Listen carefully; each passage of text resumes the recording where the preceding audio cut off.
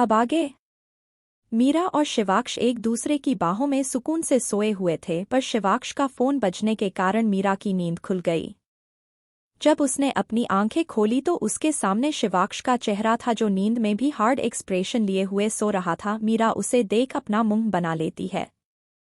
जब दूसरी बार फोन बजाता है तब मीरा का ध्यान शिवाक्ष से हट फोन पर चला जाता है।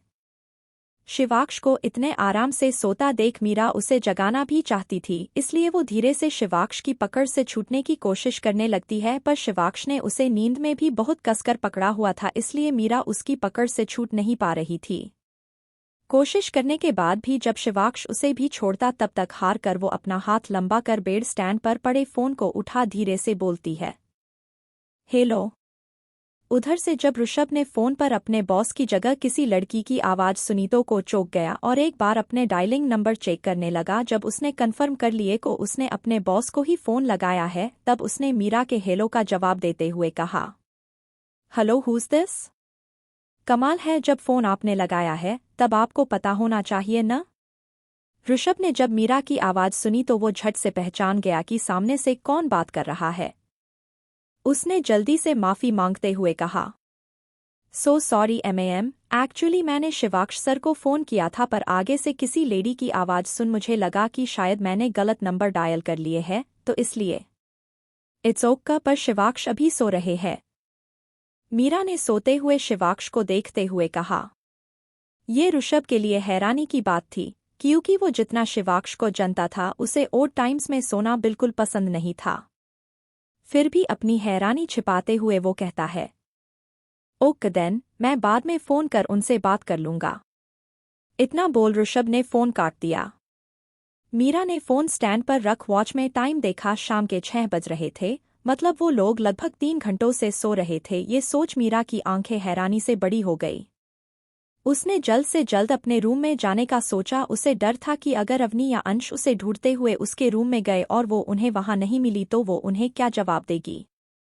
उसने एक बार फिर शिवाक्ष की गिरफ्त से छूटने की कोशिश की, पर जैसे शिवाक्ष उसे छोड़ने के मोड़ में ही भी था। पर इस बार मीरा के इतना हिलने डुलने के कारण उसकी नींद खुल गई और वो अपनी नींद भरी आंखों से अपने आप से छूटने के लिए स्ट्रगल करती मीरा को देखने लगा। शायद उसके लिए ये सबसे खूबसूरत नज़ारा था जब आंखें खुलते ही उसके सामने उसका सबसे पसंदीदा इंसान था।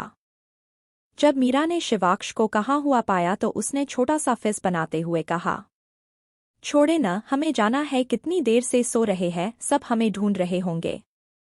पर मुझे अभी और सोना है, शिवाक्ष ने उसे अपने और करीब करते हुए कहा। उसकी इस हरकत से मीरा की आंखें बड़ी हो गई। वो इस वक्त शिवाक्ष के बहुत करीब थी, इतनी कि अगर वो कुछ बोलने के लिए अपना मुंह भी खोलती तो शायद उन दोनों के होठ आपस में टच हो जाते। हाँ तो सो जाइए, रोका किसने है, पर हमें तो जाने दे। अपनी भारी होती सांसों को काबू कर और शिवाक्ष से अपना चेहरा थोड़ा दूर कर मीरा ने कहा, नहीं, मुझे तुम्हारे साथ ही सोना है, शिवाक्ष ने किसी जिद्दी बच्चे की तरह कहा।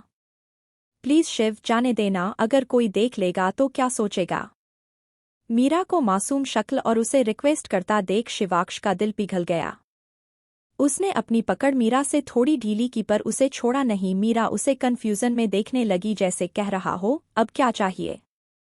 ओके, मैं तुम्हें छोड़ दूंगा, पर उसके बदले मुझे क्या मिलेगा? शिवाक्ष ने उससे सवाल करते हुए पूछा। अरे आप क्या आलू टमाटर बेच रहे हो जो मोल भाव कर रहे हैं? छोड़े हमें और जाने दे, मीरा ने चिढ़ते हुए कहा। शिवाक्ष उसकी मासूमियत पर हल्का सा मुस्कुरा दिया और उसे अपने थोड़ा करीब करते हुए उसके कान में कहा, आलू टमाटर बेचने वाला तो नहीं, पर बिजनेसमैन हूँ, इसलिए कभी कोई घाटे का सौदा नहीं करता। सो किस me and I let you go. Shivaksh की बात सुन मीरा की आंखें बड़ी हो है और वो बेक्यानी में ही उसे देखने लग गई। आप क्या कह रहे, पागल है क्या? मीरा ने गुस्से में शिवाक्ष को घूरते हुए कहा। ओके, रहो ऐसे ही, वैसे मुझे कोई प्रॉब्लम नहीं है, मैं पूरी जिंदगी तुम्हें ऐसे ही बाहों में भर कर गुजार सकता हूँ। मीरा जानती थी शिवाक्ष जो कह रहा था वो उसे करने में बिल्कुल भी नहीं कतराएगा। उसे जल्द से जल्द बाहर जाना था, पर शिवाक्ष उसे छोड़ने के लिए बिल्कुल रेडी नहीं था। एक किस ही तो है मीरू, बचपन में भी बहुत बार करी है और ये भी तो करते हैं, कोई बड़ी बात थोड़ी ना है, जल्दी से करके भाग जाऊंगी। हाँ वैसे भी कौन सा किसी को पता चलने वाला है। ये सोचते हुए मीरा ने शिवाक्ष को देख जो अपनी गहरी काली आंखों से उसे ही देख रहा था। उसके इस तरह देखने से मीरा को ऐसा लगा जैसे वो उसके अंदर तक झांक रहा हो। उसकी हमेशा खाली पड़ी आंखों में मीरा को आज अलग ही इमोशंस नजर आ रहे थे, जिन्हें देख उसे अपनी सांसें भारी होती हुई महसूस हो रही थी। उसने जल्दी से अपने मन में चल रहे ख्यालाए को झटका और शिवाक्ष से कहा, ठीक है, पर आप पहले अपनी आंखें बंद करें। मीरा के कहते ही शिवाक्ष ने झट से अपनी आंखें बंद कर दी, जैसे वो इसी चीज का इंतजार कर रहा हो। शिवाक्ष के आंखें बंद करते ही मीरा धीरे धीरे अपने होठ मीरा के चेहरे के पास ले जाने लगी। अपने चेहरे पर मीरा की गर्म सांसें महसूस कर शिवाक्ष ने अपनी पकड़ मीरा पर कस दी। उसकी इतनी करीबी से शिवाक्ष की धड़कनें बेतहाशा धड़कने लगी थी, जिस पर उसका कोई बस नहीं था। शिवाक्ष पर अपना इतना असर होते देख मीरा के गाल लाल हो गए। वो जल्दी से झुकी और शिवाक्ष के गालों पर एक बेबी किस कर पीछे हट गई। शिवाक्ष जो मीरा के मुलायम होठों को अपने गालों पर फील कर किसी अलग दुनिया में पहुंच चुका था, उसकी पकड़ मीरा पर ढीली हो गई और ये होते ही मीरा जल्दी से उसके ऊपर से उड़ बाहर की तरफ भाग गई। शिवाक्ष उसे अपने पास महसूस न कर जल्दी से उठ गया। मीरा के जाने से ही उसे खालीपन का एहसास हो रहा था, पर थोड़ी देर पहले बिताए गए लम्हों को याद कर वो खुलकर मुस्कुरा दिया। उधर मीरा जल्दी से भागते हुए जा रही और आगे देखकर न चलने की वजह से सामने से आती अवनी से टकरा गई और उन दोनों का सिर आपस में टकरा गया। ओहो मीरू, कभी तो देख कर चल लिया कर, जब देखो गिरती पड़ती रहती है।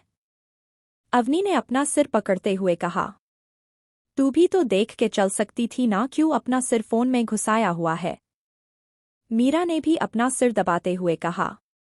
अवनी ने उसकी बात पर उसे गुस्से में घूरा, पर उसकी शक्ल देख उससे शक भरे लहजे में पूछा, हाँ मैं तो हूँ ही, ऐसी मज़ा आता है मुझे अपना सिर फुटवाने में। पर तू एक बात बता, तेरा चेता ये किसी टमाटर की तरह लाल क्यों हो रखा है। हाँ, अवनी का सवाल सुन मीरा हड़बड़ा गई। उसे समझ नहीं आया कि वो क्या जवाब दे, पर फिर अवनी का चेहरा देख उसने भी तेज में आकर कहा, वो मैं तो दौड़कर आ रही थी इसलिए, पर तू बता तेरा चेहरा इतना लाल क्यों है। हाँ, मीरा की बात सुन अवनी की आंखें बड़ी हो जाती है और उसे थोड़ी देर पहले अपने आई रुद्र की किस याद आ जाती है, और वो याद कर उसे अपने गाल जलते हुए महसूस हो रहे थे।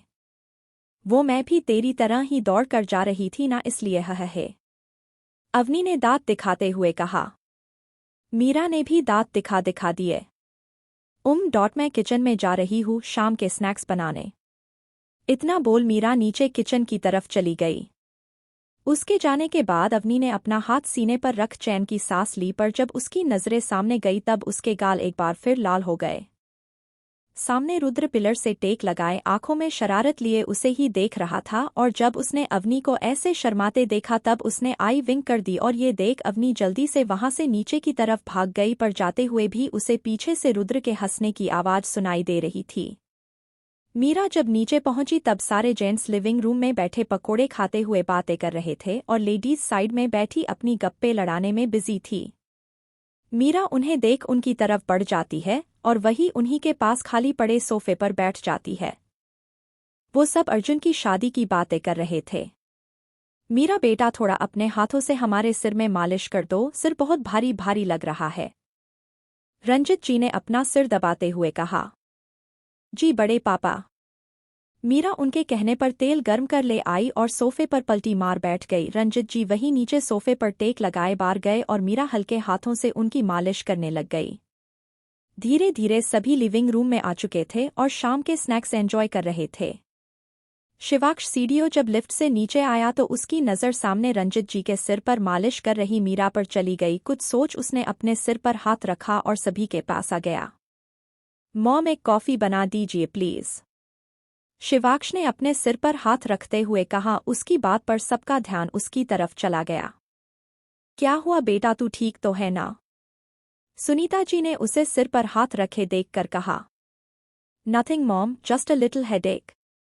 शिवाक्ष ने एक नज़र मीरा को देखते हुए कहा।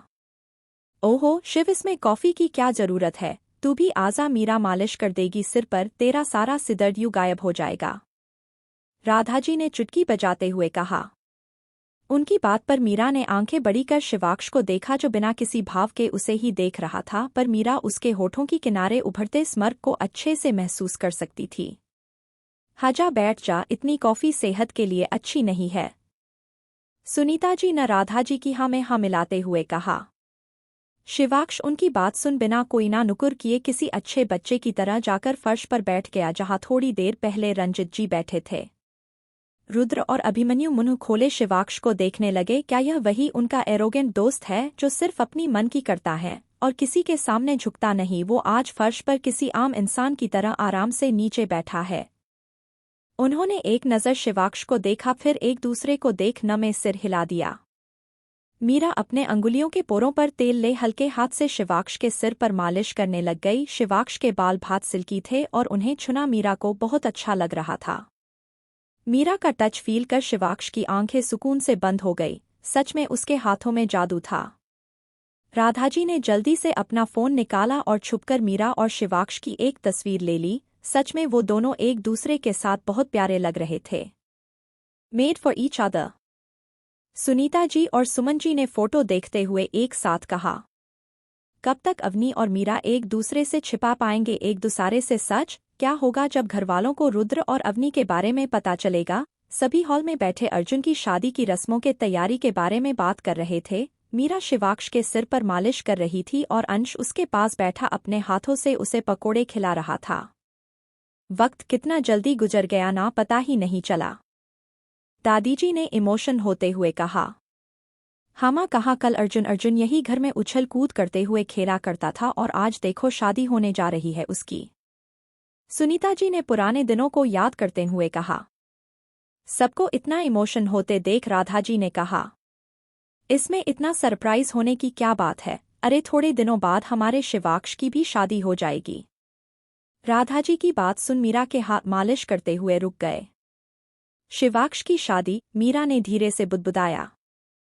शिवाक्ष का किसी और के साथ होना ये सोचने भर से ही मीरा को अपनी सांसें रुकती हुई महसूस हो रही थी। उसे ऐसा लग रहा था जैसे किसी ने उसके सीने पर पत्थर रख दिया हो और वो सही से सांस नहीं ले पा रही हो। चाची स्टॉप इट, शिवाक्ष ने चिढ़ते हुए कहा। उसकी बात पर मीरा वापस होश में आई और सारे ख्यालों को झटककर शिवाक्ष के सिर पर मालिश करने लगी। क्या स्टॉप इट? कभी तो शादी करनी ही पड़ेगी, नहीं तो क्या पूरी जिंदगी भर कुंवारा ही फिरता रहेगा? सुनीता जी ने उसे डांटते हुए कहा। उनकी इस बात पर वहां बैठे सभी हंस दिए और बेचारा शिवाक्ष सिर्फ मुंह बनाकर रह गया। दीदी, मेरी नज़र में न हमारे शिवाक्ष के लिए एक परफेक्ट लड़की भी है जो सुंदर भी है और सुशील भी। राधाजी ने मीर के चेहरे पर आते जाते भावों को देखते हुए कहा। उनकी बात सुन मीरा की नज़र अनायास ही उन पर चली गई, पर जब उसने उन्हें अपनी तरफ देखता पाता तब उसने अपनी नज़र उनसे हटा ली। अपने सामने शिवाक्ष की शादी की बातें होते देख उसे बहुत ही आंकवाड़ लग रहा था। अच्छा राधा, तब तो हमें भी बताएं उस लड़की के बारे में, ज़रा हम भी तो जाने आपको हमारे शिवाक्ष के लिए कैसी लड़की पसंद आई है। राजेश जी ने कहा। चाचू प्लीज़, अब और भी आप भी किन बातों को लेकर बैठ गए प्लीज़? शिवाक्ष ने इस बार रिक्वेस्टिंग टोन में कहा। कहीं न कहीं उसने मीरा के चेहरे पर आ रहे एक्सप्रेशन को देख लिया था। वो किसी भी बात से उसे हर्ट नहीं होने देना चाहता था। पर बेटा। चाची प्लीज, ठीक है, आप ऐसा कीजिए, मेरी शादी की तैयारियां करके मैं चला ऊपर। शिवाक्ष ने उठते हुए कहा। अरे अरे रुको बेटा, मैं तो बस मजाक कर रही थी। अभी तुम सबकी उम्र ही क्या है जो तुम्हारी शादी करवाओ? राधाजी ने दांत दिखाते हुए कहा। उनकी बात पर शिवाक्ष अपनी जगह वापस बैठ गया। माँ भाई को छोड़ो, आप मेरी शादी करवा दो, मैं खुशी खुशी कर लूंगा। अंश ने एक्साइटमेंट में कहा। जूता देखा है, मेरा पूरे 8 नंबर का है, करवाऊं तुम्हारी शादी? राजेश जी ने उसे फटकारते हुए कहा। बेचारा अंश मुंह बनाकर रह गया और उसकी हालत पर एक बार फिर सब हंस दिए। मीरू, अब शिवाक्ष को छोड़ो और मेरे सिर पर मालिश का दो ना प्लीज। अभिमन्यु ने पप्पी सा फेस बनाते हुए कहा। नहीं, शिवाक्ष ने गुस्से भरी आवाज में कहा। अरे क्यों नहीं, तेरा हो गया ना, अब तू उठाया, मेरा भी सिर दर्द हो रहा है यार। अभिमन्यु ने ऑफेंड होते हुए कहा। सारा परिवार उन दोनों को किसी बच्चे की तरह लड़ते हुए देख रहा था और लेडीज आपस में इशारों ही इशारों में कुछ बात कर रही थी। वो थक गई होगी इसलिए, शिवाक्ष ने स्टर्न टोन में कहा। उसका चेहरा देख अभिमन्यु शांत हो गया क्योंकि उसे पता था यही उन दोनों की बात का फुल स्टॉप है। आकाश को शिवाक्ष की हालत देख बहुत मजा आ रहा था। उसके और मजे लेना का सोचते हुए वो बोला, चल मीरू हाथ धोकर आजा, अब तू थक गई होगी है ना शिवाक्ष। उसकी बात पर मीरा अपना सिर हिला तेल की कटोरी उठा किचन में हाथ धोने चली गई। शिवाक्ष बस आकाश को देखते हुए गुस्से में अपने दांत पिसता रह गया। अच्छा माँ, अब हम भी चलते हैं, सुबह से घर ऐसे ही छोड़ आए हैं। सुमन जी ने उठते हुए कहा। उनके साथ हितेश जी और आकाश भी उठ गए। सबने उन्हें डिनर कर जाने के लिए कहा, पर उन्होंने ये कहकर मना कर दिया कि अगले हफ्ते तो वैसे भी अर्जुन की शादी की रस्में शुरू हो जाएगी, उस वक्त वो ज्यादा से ज्यादा वक्त यही रहेंगे। तब तक मीरा भी वहां आ गई और सबको जाने के लिए रेडी देख वो भी अपना बैग लेकर आ गई और सबसे मिल वो अपने घर के लिए निकल गए। अगला दिन सुबह का वक्त। मीरा अंश और अवनी के साथ क्लास में बैठे बैठे सिद्धार्थ के आने का इंतजार कर रही थी, क्योंकि उसे आज किसी भी तरह उससे उसके ऐसे बिहेवियर के पीछे की वजह जाननी थी।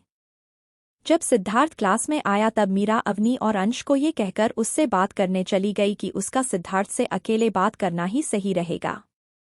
सिद्धार्थ आगे वाली बेंच पर बैठने ही वाला था कि मीरा उसका हाथ पकड़ उसे क्लास के बाहर की तरफ ले जाने लगी। सिद्धार्थ बस अवाक सा मीरा को देखते ही रह गया। मीरा ने ग्राउंड में खाली जगह आकर उसका हाथ छोड़ा और उसके सामने हाथ बांधे खड़ी हो गई। ये क्या है मीरा? सिद्धार्थ ने मीरा को कन्फ्यूजन में पूछा। अरे ये तो हमें पूछना चाहिए, आखिर ये क्या है सिद्धार्थ, तुम हमें इग्नोर क्यों कर रहे हो? हाँ, मीरा ने गुस्से में कहा। तुम्हें कोई गलतफहमी हुई होगी मीरा, मैंने कब तुम्हें इग्नोर किया? सिद्धार्थ ने नजरें चुराते हुए कहा। Oh really? So mister Siddharth, आप बता सकते हैं हमने लास्ट बार बात कब की थी? उसके सवाल पर सिद्धार्थ कोई जवाब नहीं दे पाया। सच में उसे मीरा या यूं कह लो अंश और अवनी से बात करे हुए भी बहुत टाइम हो गया था। पर वो कर भी क्या सकता था, उसे शिवाक्ष ने मीरा से दूर रहने की धमकी जो दी थी।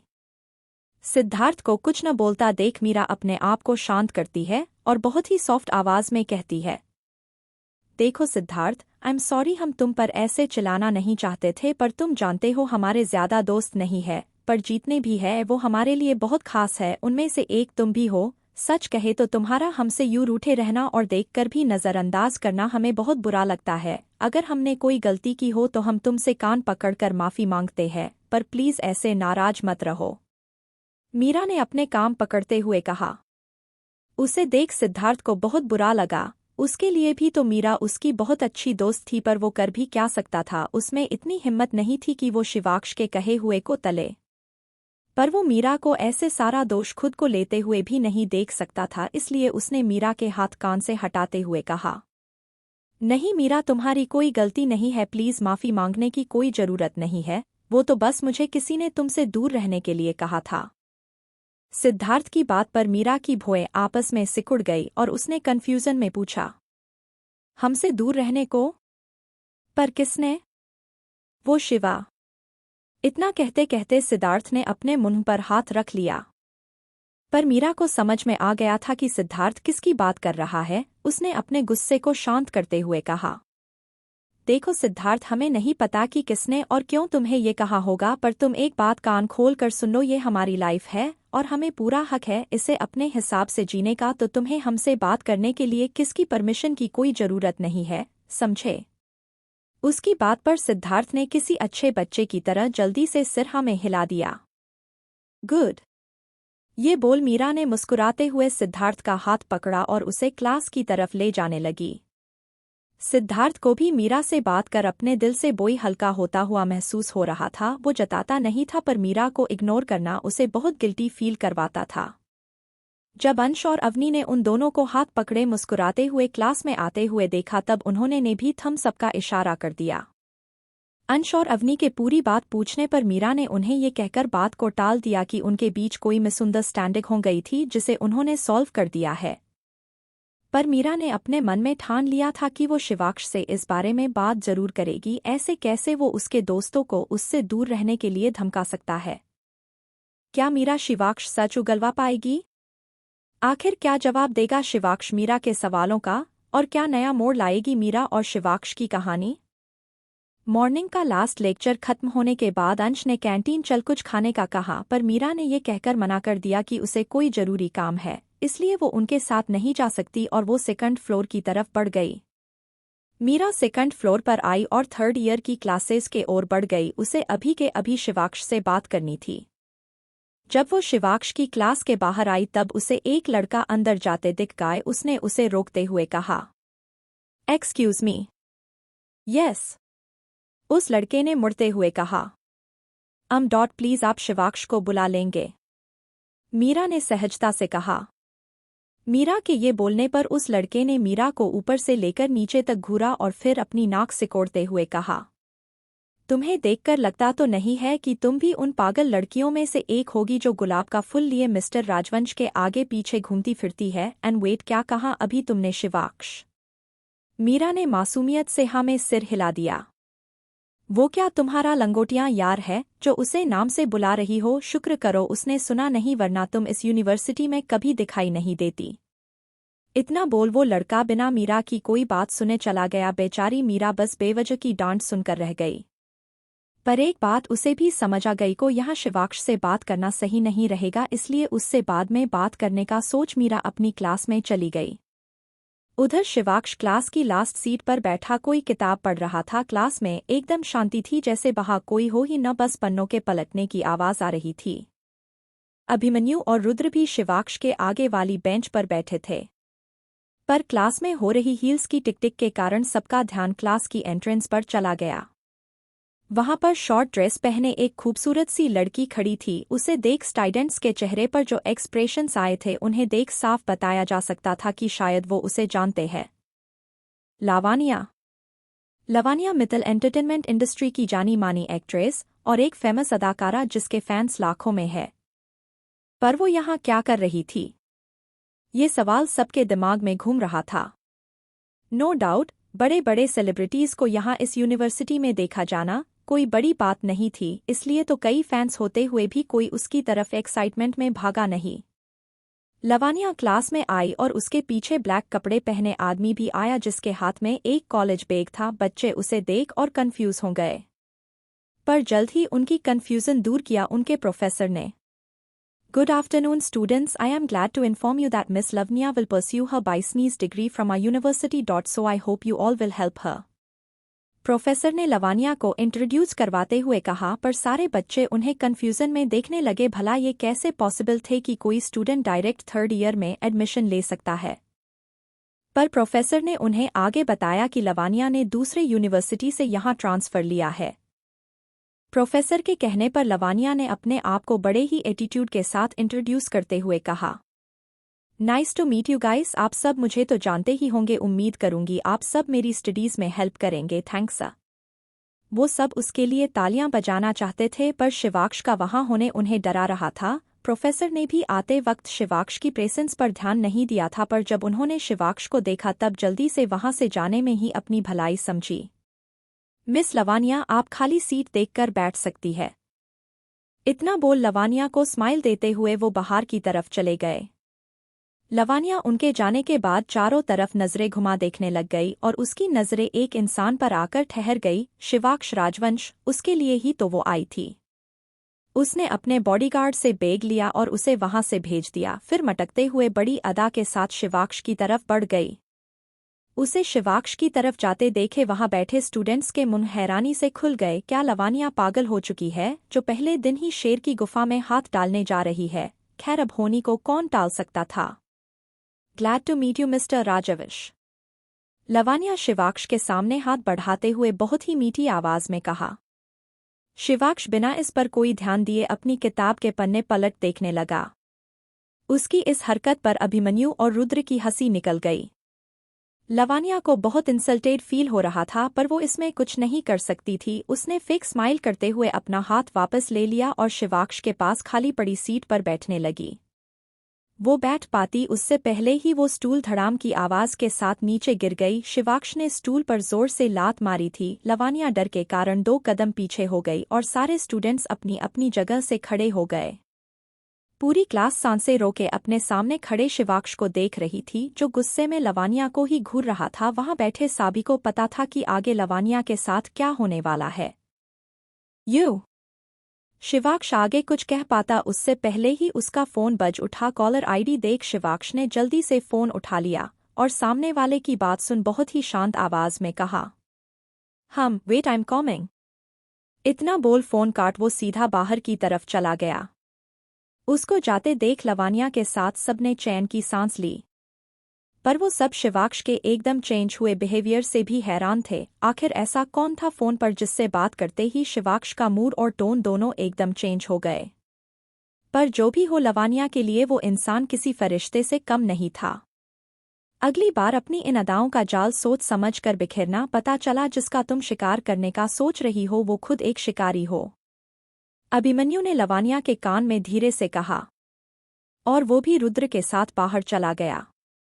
लवानिया को अब क्लास में रहने का कोई मूड नहीं था, इसलिए वो भी अक्वार्ड सी स्माइल देते हुए बाहर की तरफ चली गई। पर जाते हुए अपने ऊपर हंस रहे स्टूडेंट्स की आवाज़ उसे अच्छी तरह से सुनाई दे रही थी।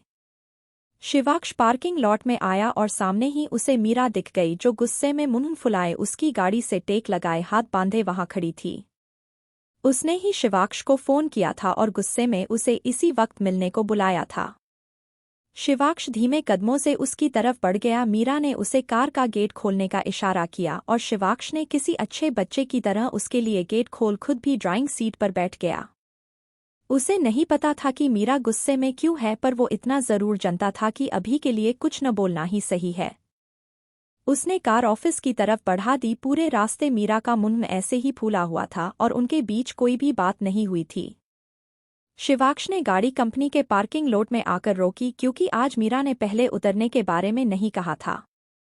उसके गाड़ी रोकते ही मीरा कार से बाहर निकल एस्केलेटर की तरफ बढ़ गई। मीरा शिवाक्ष के केबिन में जा रही थी, पर क्यों इसका जवाब शिवाक्ष के पास नहीं था। फिर भी उसने शांत रहने का सोचा और मीरा के पीछे पीछे वो भी अपने केबिन की तरफ बढ़ गया। शिवाक्ष के केबिन के बाहर ऋषभ कुछ फाइल्स लिए खड़ा था। मीरा को आता देख वो उसे विश करने ही वाला था कि मीरा बिना उस पर कोई ध्यान दिए केबिन के अंदर चली गई और दरवाज़ा जोर से बंद कर दिया। बेचारा ऋषभ अभी जो हुआ उसे प्रोसेस कर भी नहीं पाया था कि सामने से आता शिवाक्ष दिखा, जो अपने चेहरे पर कन्फ्यूजन लिए आ रहा था। शिवाक्ष को अपने पास से गुजरते देख ऋषभ ने उसे एडवाइस देने की सोची और शिवाक्ष से कहा, मैम बहुत गुस्से में लग रही है सर, आप अंदर नहीं जाए तो अच्छा है। Shut up. शिवाक्ष गुस्से में इतना बोल केबिन के अंदर चला गया।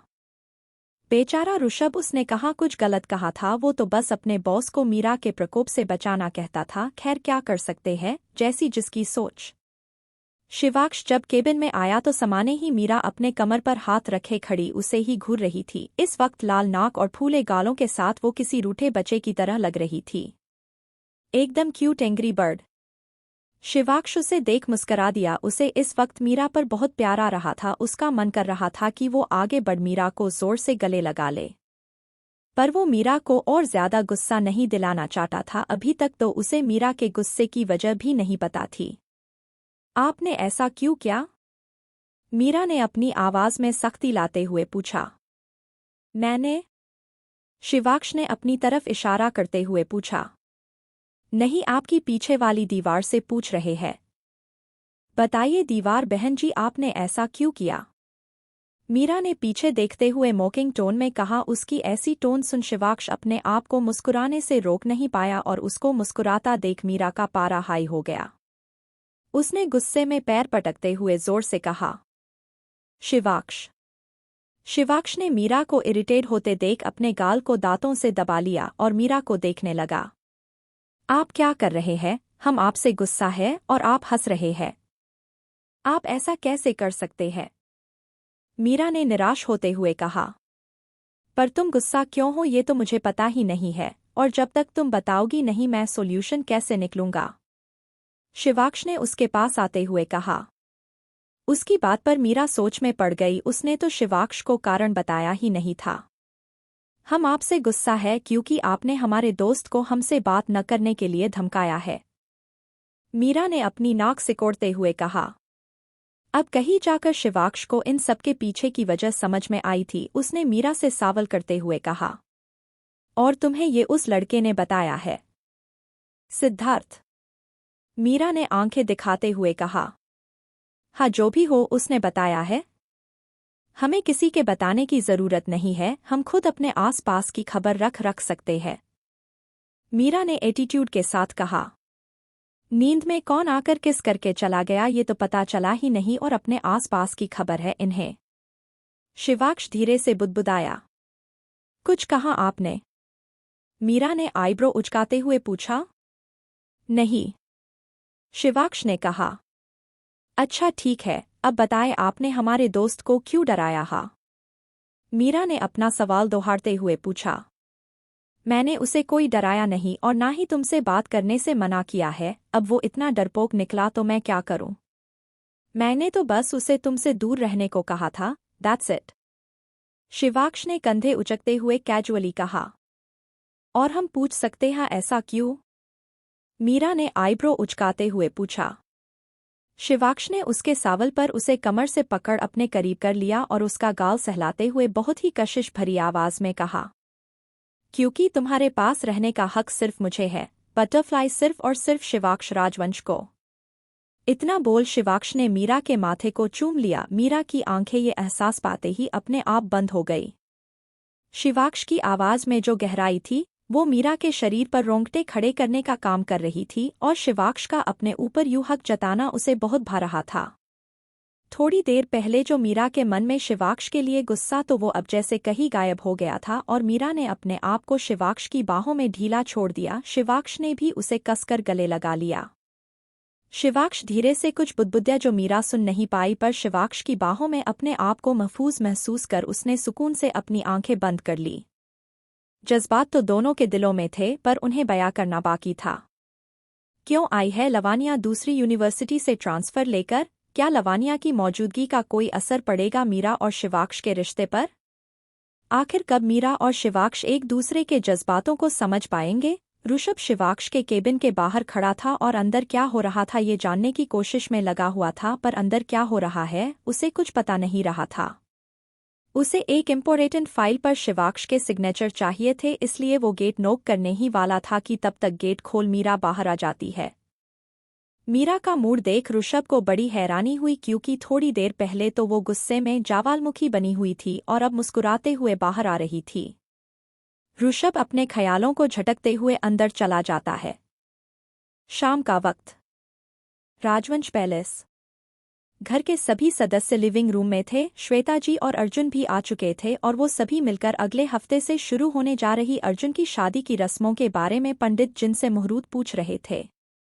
यजमान, मेरी गणना के अनुसार एक दिन बाद तिलक की रस्म के लिए शुभ मुहूर्त है। इसके अपने हल्दी, संगीत एवं मेहंदी की रस्मों का क्रियावहन किया जा सकता है, पंडित जी ने पंचांग में देखते हुए कहा। एक दिन बाद, पर सारी तैयारियां कैसे होगी इतने जल्दी? सुनीता जी ने चिंता में कहा। उन्हें चिंता में देख राधाजी जी ने उनका हाथ पकड़ कहा। ओह दीदी, क्यों चिंता करती है, सब कुछ अपने आप हो जाएगा, हम सब है ना? यस बड़ी मॉम, यू डोंट वरी, हम सब मिलकर काम करेंगे तो जल्दी से हो जाएगा, अंश ने पूरे जोश के साथ कहा।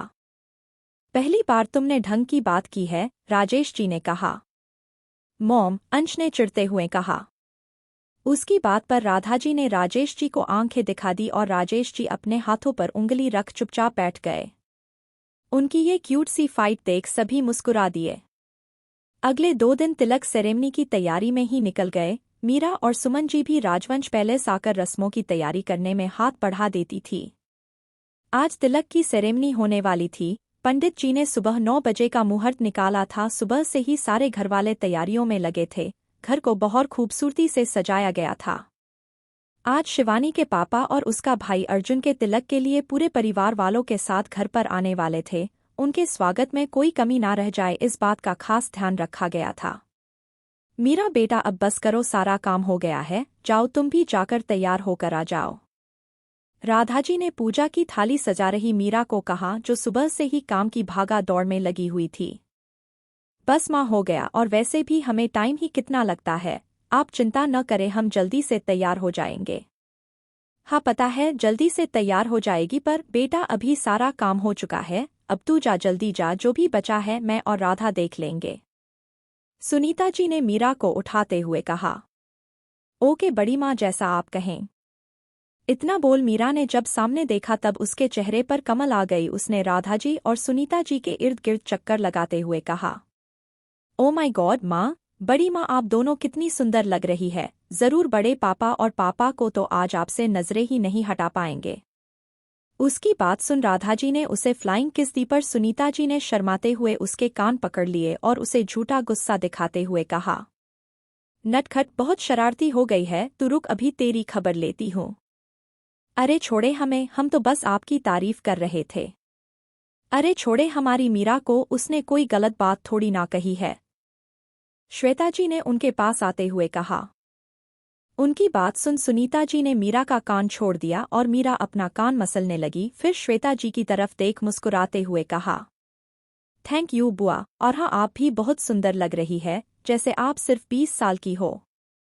इतना बोल मीरा बिना पीछे मुड़े बाहर की तरफ भाग गई। वो तैयार होने के लिए घर जाने वाली थी।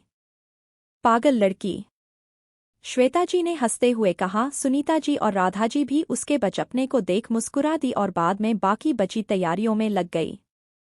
थोड़ी सी बाद मेहरा खानदान आ चुका था और घर के सारे सदस्य उनकी आवाभगत में लगे हुए थे। अर्जुन भी तैयार था और उसे रस्म के लिए लिविंग रूम में पर्दों से सजी जगह के बीच पाठ पर बिठा दिया गया था। उसने रेड कुर्ता है सफ़ेद धोती पहनी हुई थी जो उस पर बहुत ही जच रहे थे। उसी के पास अवनी और अंश तैयार होकर बैठे इधर उधर की फालतू बातें कर रहे थे। अवनी ने लाइट कलर का पटियाला सूट पहना हुआ था और साइड चोटी गूथे वो किसी पंजाबी कुड़ी से कम नहीं लग रही थी, और सामने ऑफ वाइट कलर का कुर्ता पहने रुद्र की नजरें बार बार उस पर जा रही थी। अंश ने भी लाइट ग्रीन कलर का डिजाइनर कुर्ता पहना हुआ था जो मीरा ने ही उसके लिए सिलेक्ट किया था। रश्म के लिए ज्यादा मेहमानों को बुलाया नहीं गया था, केवल राजवंश परिवार, मेहरा परिवार और कुछ जान पहचान वाले लोग थे। लगभग सब आ चुके थे, बस मीरा ही आना बाकी थी। शिवाक्ष पैलेस के बाहर खड़ा फोन में कुछ कर रहा था, पर उसका ध्यान फोन में कम और पैलेस की एंट्रेंस पर ज्यादा था। शायद वो किसी का इंतजार कर रहा था। वो अपने फोन में कुछ देख ही रहा था कि उसे पायल के बजने की आवाज सुनाई दी और ये आवाज सुन वो मुस्कुरा दिया। उसे पता था कि ये कौन है। जब उसने नजरें उठाकर सामने देखा तब उसका दिल बेतहाशा धड़कने लगा और दिल की धड़कनें इतनी तेज हो गई जिन्हें वो खुद भी साफ साफ सुन सकता था। सामने से मीरा लाइट पिंक कलर का शरारा सूट पहने, गले में दुपट्टा लिए, बालों की पतली सी छोटी गूंथे, माथे पर बिंदी और होठों पर हल्की से लिप ग्लॉस लगाए, अपने हाथों में ब्रेसलेट पहनने की नाकाम कोशिश करते हुए उसी की तरफ आ रही थी। शिवाक्ष ने अपने दिल पर हाथ रखा और धीरे से बुदबुदाए, काम डाउन। मीरा, जिसे आसपास की कोई खबर ही नहीं थी, वो बिना सामने देख चलने के कारण शिवाक्ष से टकरा गई। वो गिरने ही वाली थी, पर शिवाक्ष ने टाइम रहते उसकी कमर में हाथ डाल उसे पकड़ लिया। मीरा ने अपने लाला हुए नाक पर हाथ रगड़ते हुए सामने देखा। अपने सामने शिवाक्ष को खड़ा देख उसकी आंखों में चमक आ गई। आज फिर से शिवाक्ष ने उसके कपड़ों के मैचिंग का लाइट पिंक कलर का कुर्ता पहना हुआ था। जेल से सेट किए गए बाल और अपने एक्स्ट्रा हैंडसम फेशियल फीचर्स के साथ वो बहुत ही कातिलाना लग रहा था। मीरा ने उसे देख गहरी सांस ली और अपनी फड़फड़ाती पलकों से उसे देखने लगी। उसे निहारने भर से ही मीरा को अपने गाल गर्म होते महसूस हो रहे थे। वो एक दूसरे को निहार ही रहे थे कि शिवाक्ष की फोन की रिंग से उनका ध्यान टूटा और मीरा जल्दी से इधर उधर देखते हुए शिवाक्ष से अलग हो गई और शिवाक्ष ने फ्रस्ट्रेशन में अपनी आंखें बंद कर दी। अगर उसके बस में होता तो वो इस वक्त फोन करने वाला इंसान का कत्ल कर देता। मीरा ने एक नज़र शिवाक्ष को देखा और फिर जल्दी से अंदर चली गई। शिवाक्ष ने अपने फोन की तरफ देखा जिस पर अंश की कॉल आ रही थी। वो भी अपने बालों में हाथ घुमाते हुए अंदर की तरफ चला गया। मीरा और शिवाक्ष के आ जाने के बाद मिस्टर मेहरा ने शिवानी के पापा होने के नाते रस्म की शुरुआत की। उन्होंने पहले अर्जुन की आरती की और फिर उसके सिर पर कुमकुम और चावल से तिलक किया। फिर शगुन के तौर पर कुछ कपड़े और फल उसे दे दिए। रस्म खत्म होने के बाद अर्जुन ने सभी बड़ों का आशीर्वाद लिया और दोनों फैमिली ने आपस में कुछ उपहार और शगुन एक दूसरे को दिए।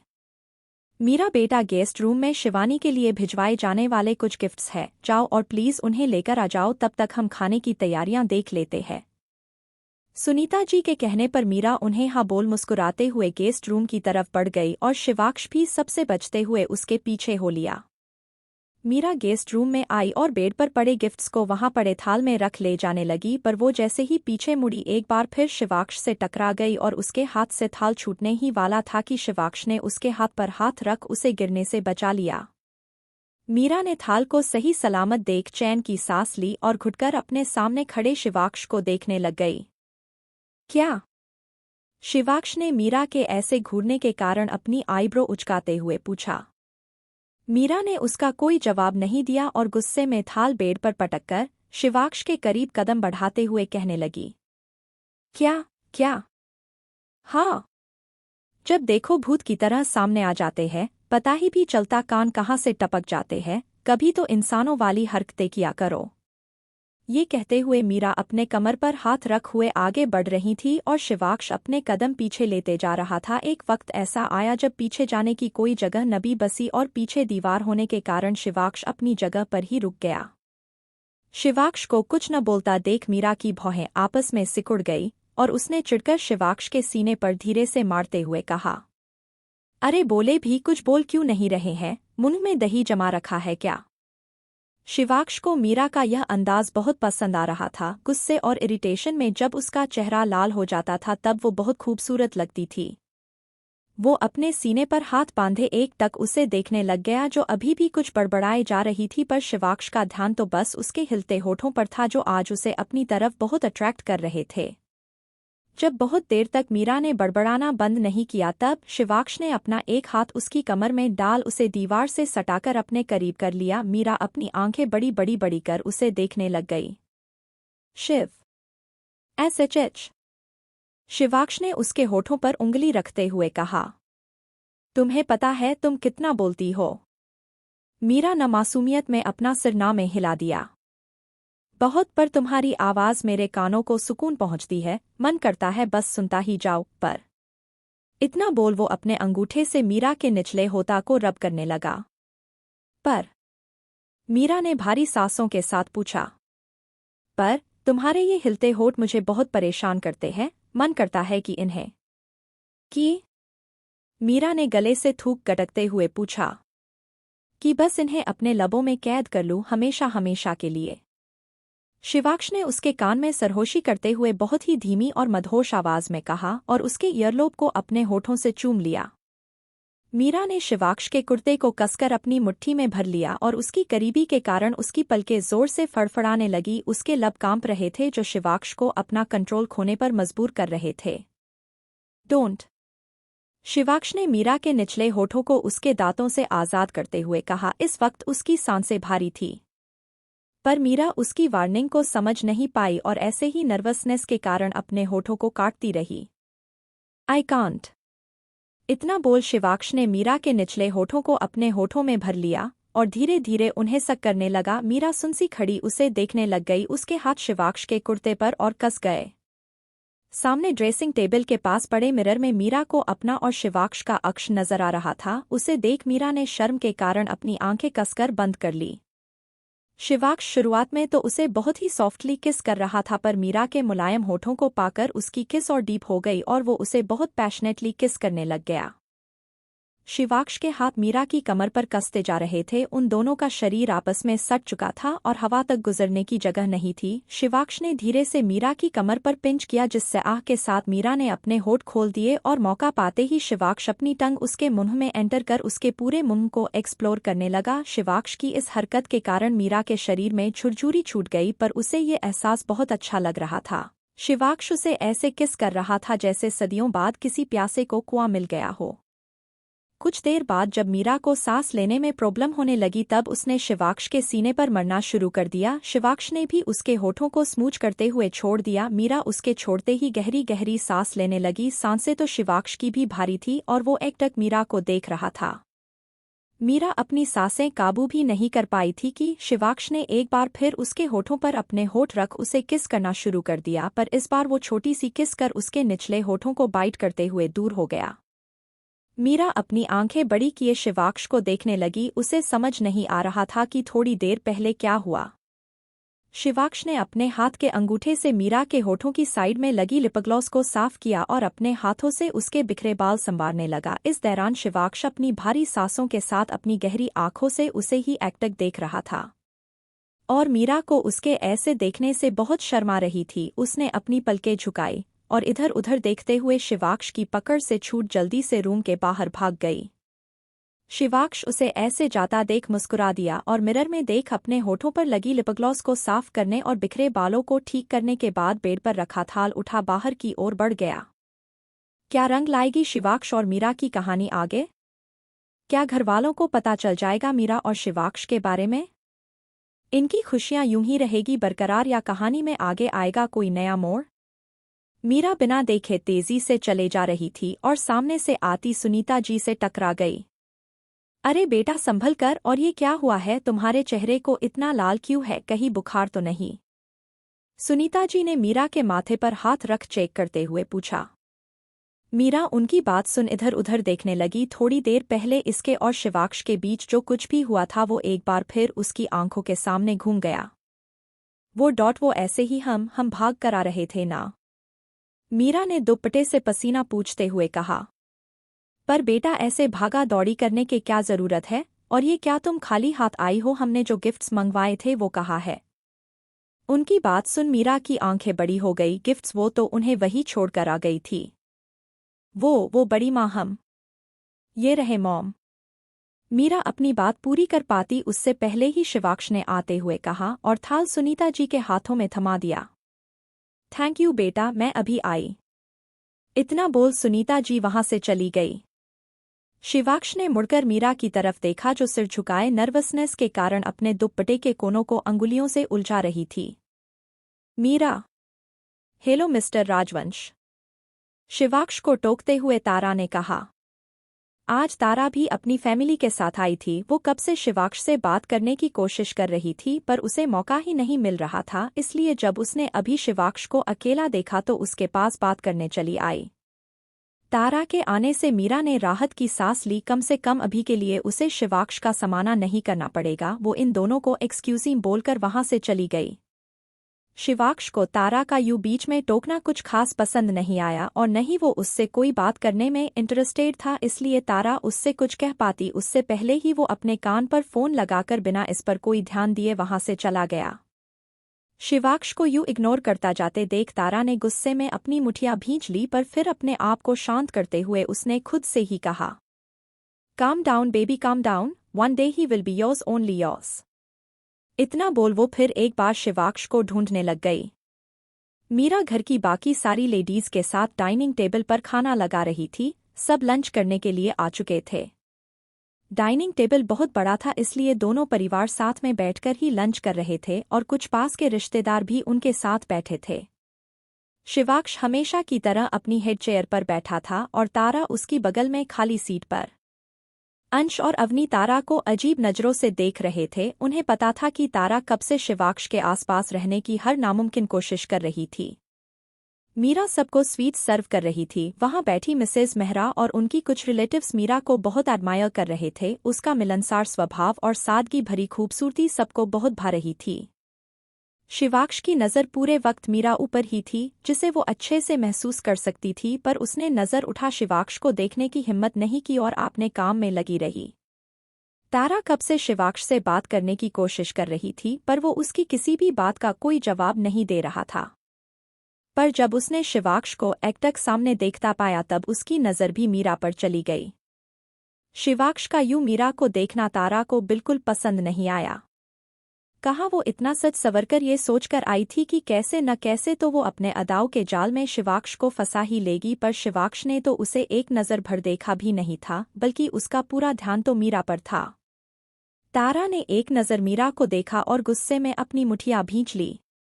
नो डाउट मीरा उससे बहुत खूबसूरत थी और इस बात को वो चाहकर भी झुठला नहीं सकती थी।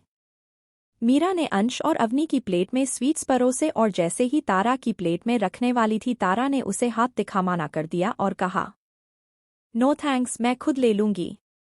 इतना बोल उसने मीरा के हाथ से ट्रे ले ली और अपनी प्लेट में स्वीट्स सर्व करने लगी। मीरा को उसकी टोन बहुत रूड लगी पर उसने कुछ नहीं कहा। पर जब उसने देखा कि तारा शिवाक्ष के प्लेट में भी स्वीट्स रखने वाली है तो मीरा ने उसे हाथ पकड़ रोक लिया। तारा ने एक तीखी नज़र उस पर डाली और कहा, "What? Let me serve." वो मीठा नहीं खाते हैं। मीरा ने मिठाई वापस रखते हुए कहा। शिवाक्ष ने भी मीरा को देख हाँ में सिर हिला दिया।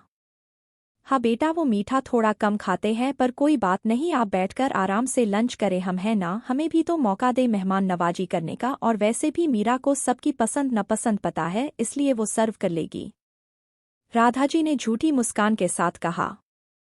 उन्हें भी तारा को यो शिवाक्ष से बार बार चिपकना बिल्कुल पसंद नहीं आ रहा था। आखिर आता भी कैसे, जो जगह उन्होंने मन ही मन अपनी मीरा को दे दी थी उस पर किसी का साया भी बर्दाश्त नहीं था। तारा को इस वक्त बहुत एम्ब्रासमेंट फील हो रही थी, इसलिए उसने अब शांत रहना ही बेहतर समझा और वो ऑकवर्ड स्माइल देते हुए नीचे बैठ गई। सबको खाना सर्व कर लेने के बाद मीरा भी बाकी सभी लेडीज के साथ लंच करने बैठ गई। वैसे आपने बहुत अच्छे संस्कार दिए हैं मीरा को बहन जी, शिवानी की मां रागिनी जी ने सुमन जी को कहा। जी, संस्कार तो सभी माँ बाप अच्छे ही देते हैं, बस उन्हें आगे के जीवन में कैसे उतरना है और उनके साथ कैसे ढलना है ये तो बच्चों पर निर्भर करता है, सुमन जी ने मुस्कुराते हुए कहा। ये बात तो आपने एकदम सही कही बहन जी, मिस्टर मेहरा ने उनका साथ देते हुए कहा। वैसे मीरा बेटा क्या कर रही है आप अभी? रागिनी जी के पास बैठी एक औरत ने मीरा से पूछा। जी, फिलहाल तो कॉलेज ही कर रही हूँ और साथ में राजवंश एम्पायर में पार्ट टाइम जॉब के साथ साथ कभी कभी अपने बड़े पापा का काम में हाथ भी बांट देती है, रंजित जी ने गर्व से मीरा की बात पूरी करते हुए कहा।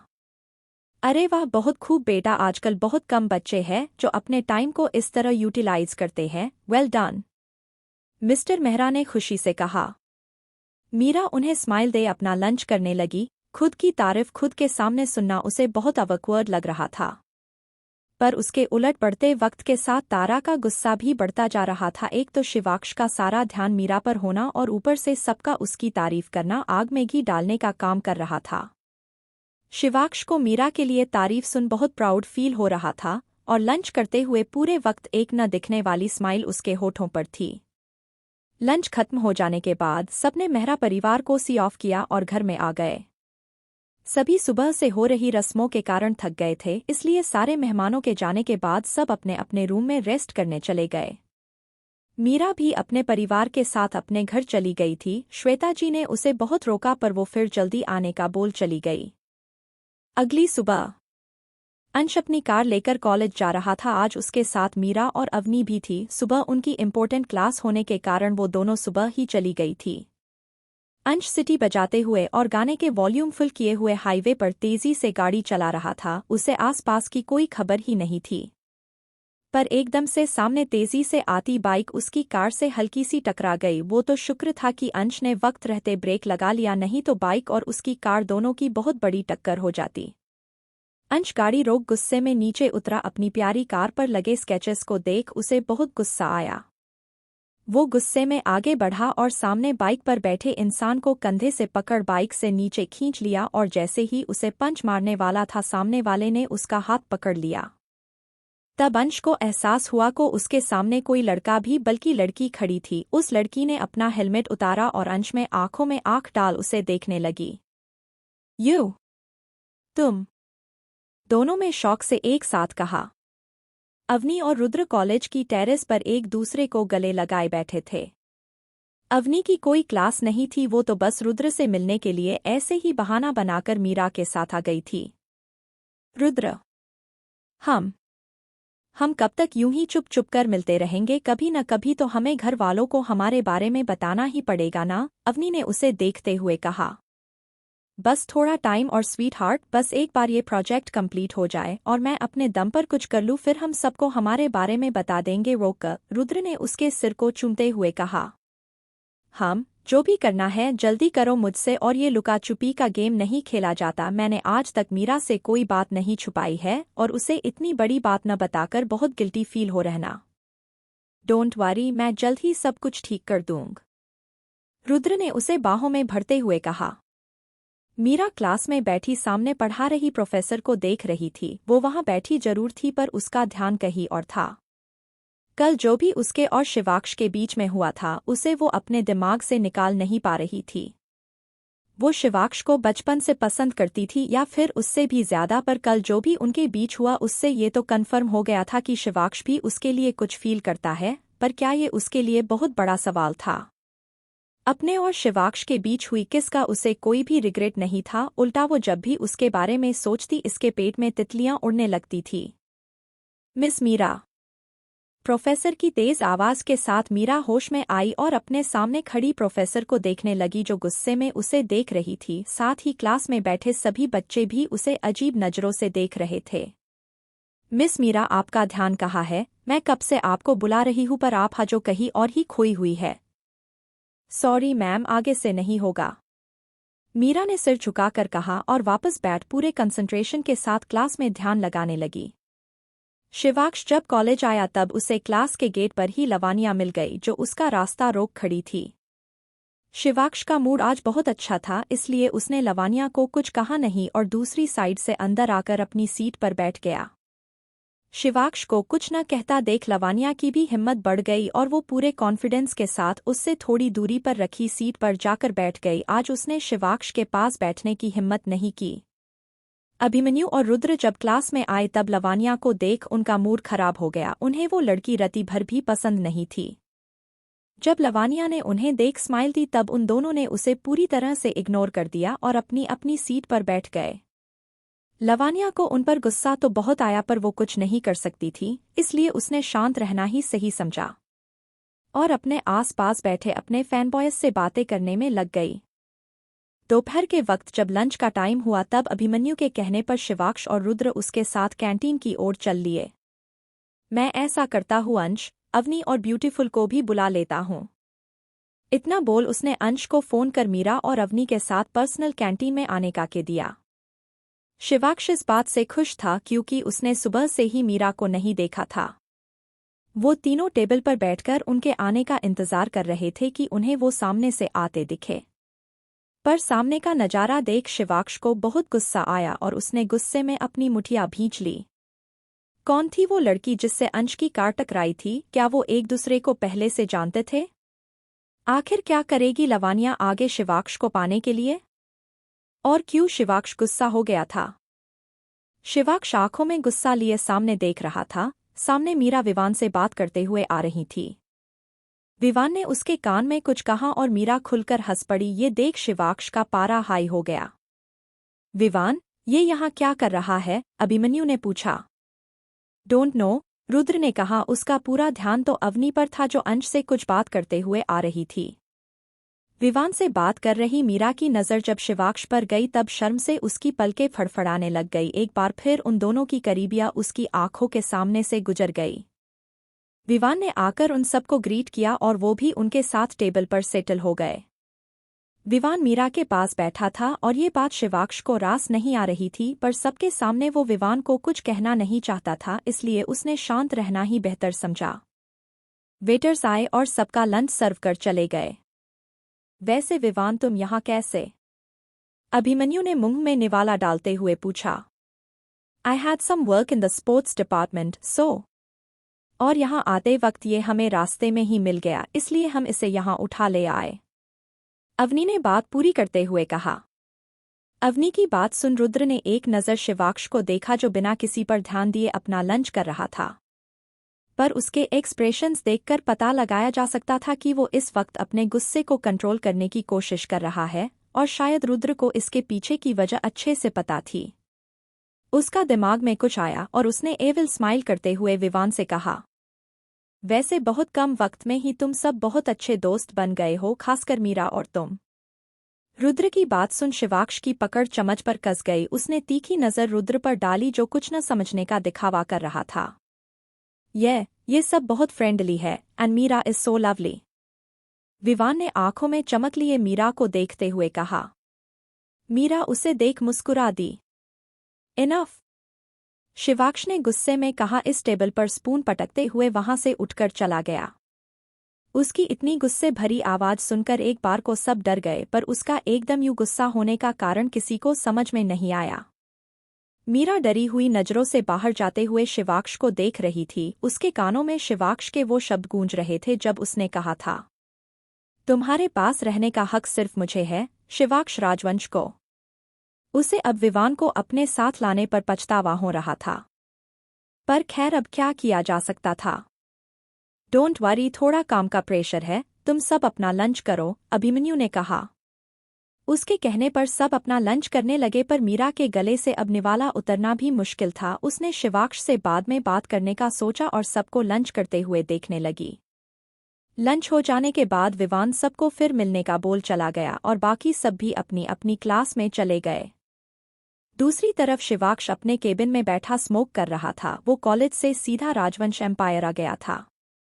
उसे पता था कि वो कुछ ज्यादा ही रिएक्ट कर गया पर मीरा के मामले में उससे कंट्रोल नहीं होता था। उसे लगा था कि अगर वो थोड़ी देर और वहां पर रहेगा तो वो अपने गुस्से को कंट्रोल नहीं कर पाएगा, इसलिए वो वहां से चला आया। मीरा कॉलेज खत्म होने के बाद पार्किंग लॉट में चली आई पर हमेशा की तरह शिवाक्ष वहां नहीं था। उसे लगा वो थोड़ी देर में आता ही होगा। वो भी खड़ी होकर उसका इंतजार करने लगी। मीरा अपने फोन में कुछ देख ही रही थी कि एक कार उसके सामने आकर रुकी। ये शिवाक्ष की कार थी पर उसमें शिवाक्ष नहीं था। ड्राइवर ड्राइविंग सीट से उठ बाहर आया और मीरा के लिए पैसेंजर सीट का दरवाज़ा खोल दिया। शिवाक्ष को वहां न पाकर मीरा की भौहें कन्फ्यूजन में आपस में जुड़ गई पर वो बिना कुछ कहे कार में बैठ गई।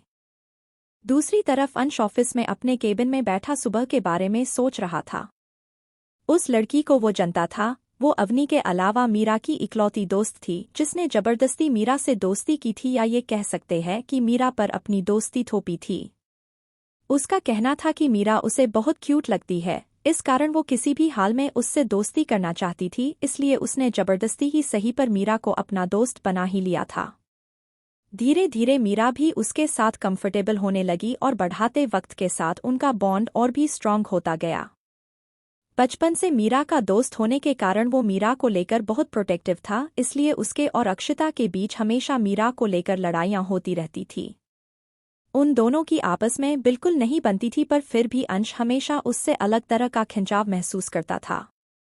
आज लगभग 3 साल बाद उसे अपने सामने देख अंश को समझ नहीं आया कि वो कैसे बिहेव करे और फिर से एक बार हमेशा की तरह उससे झगड़ा कर लिया।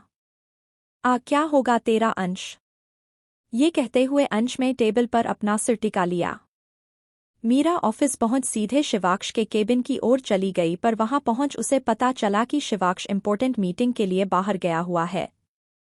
बाद में बात करने का सोच मीरा नीचे चली आई और त्रिशा के साथ बात करते हुए अपने काम में लग गई। शाम के वक्त भी शिवाक्ष उसे लेने नहीं आया था। उसने ड्राइवर को ही भेजा। उसे शिवाक्ष का ये बिहेवियर समझ में नहीं आ रहा था। पर रात को जब अवनी का फोन आया तब उसने उसे बताया कि कुछ इमरजेंसी के कारण शिवाक्ष को अर्जेंटली अमेरिका जाना पड़ा और वो सीधा 4 दिन बाद अर्जुन की हल्दी पर ही आएगा।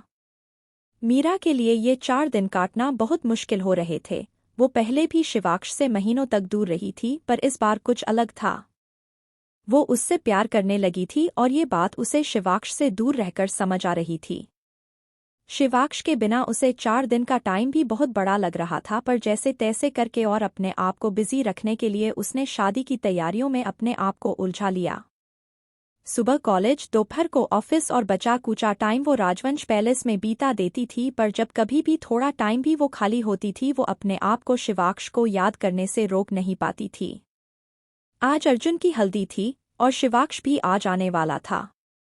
मीरा सुबह से तैयार होकर इधर उधर चक्कर लगाते हुए सारे अरेंजमेंट्स देख रही थी पर उसका प्यारा ध्यान पैलेस की एंट्रेंस पर था। उसे शिवाक्ष के आने का बेसब्री से इंतजार था। उसके लिए तो वो आज इतनी खूबसूरती से सजी थी। पीले रंग का लहंगा उसके गोरे रंग पर बहुत जच रहा था। उस लहंगे में सफ़ेद और नीले रंग के मोतियों से बहुत ही खूबसूरत महीन कारीगरी की गई थी। उसके लंबे बाल खुले थे जो बार बार उसके चेहरे पर आ रहे थे। हाथों में भर भर के पीली चूड़ियां, गले में छोटा सा हार, माथे पर बिंदी, कानों में बड़े बड़े झुमके और लाल रंग से रंगे उसके हाथ मीरा की खूबसूरती में 4 चांद लगा रहे थे। वहां पर आए मेहमान बार बार उसे मुड़कर देख रहे थे पर जिसका उसे इंतजार था वो अभी तक नहीं आया था। सुनीता जी, राधा जी, सुमन जी और श्वेता जी एक कोने में खड़ी मीरा को ही देख रही थी जो बेसब्र होकर इधर से उधर चक्कर लगा रही थी। अब उन तीनों ने श्वेता जी को भी अपने मिशन में शामिल कर लिया था। श्वेता जी तो पहले से ही शिवाक्ष के बारे में जानती थी और अपने तजुर्बे से उन्हें ये भी पता था कि मीरा भी शिवाक्ष को उतना ही पसंद करती है जितना शिवाक्ष उसे। पूरा परिवार गार्डन में इकट्ठा हो चुका था। हल्दी की रस्म के लिए वही अरेंजमेंट्स किए गए थे। पूल साइड एरिया में पर्दे लगाकर वहां अर्जुन को हल्दी के लिए बिठाया गया था। नीचे घास में अलग अलग फूलों को बिछाया गया और एक बड़े से पोट में हल्की भरी गई थी। दुल्हन की छूटी हुई हल्दी आ चुकी थी, बस इंतजार था तो शिवाक्ष के आने का।